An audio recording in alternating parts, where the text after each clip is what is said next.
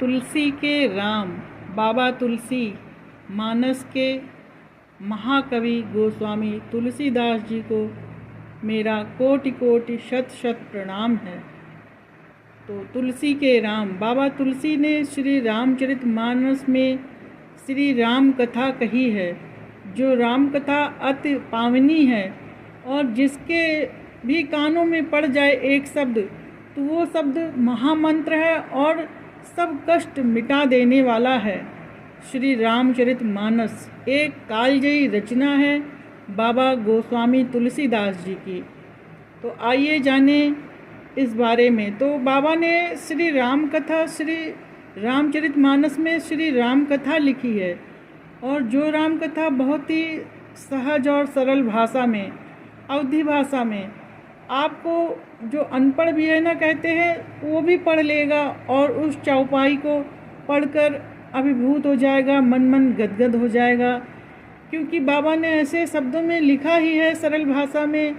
और फिर राम कथा, राम नाम में ही बड़ा उत्साह है, तो राम कथा प्रभु श्री राम जी की कथा है जो जन जन के लिए बाबा तुलसीदास जी ने लिखी है।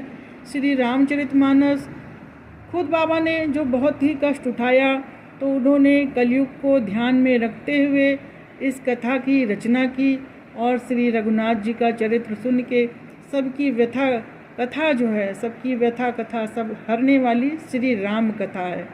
तो बाबा तुलसीदास जी ने श्री राम कथा श्री रामचरितमानस की रचना की, जिसमें श्री रामचरितमानस का गुणगान गाया है और सबके जन जन के हृदय में श्री राम जी को पहुंचाया है बाबा तुलसीदास जी ने। और इसको पहुंचाने का एक काम हमारी गीता प्रेस ने भी किया है, गोरखपुर गीता प्रेस ने भी, जो श्री रामचरितमानस की छपाई की और उसको जन जन तक उसको भेजा। और बाकी तो महत्व हमारे बाबा तुलसीदास जी का है जिन्होंने श्री राम कथा लिखी, और गीता प्रेस को भी बहुत बहुत धन्यवाद जिन्होंने घर घर पहुंचाई श्री राम कथा।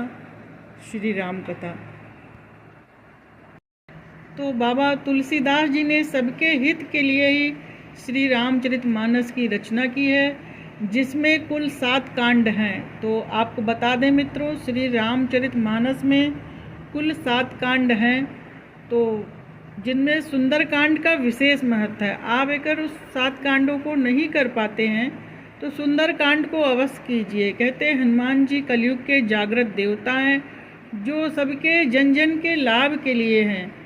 हनुमान जी तो जहाँ राम जी का नाम लिया जाता है, जहाँ राम कथा होती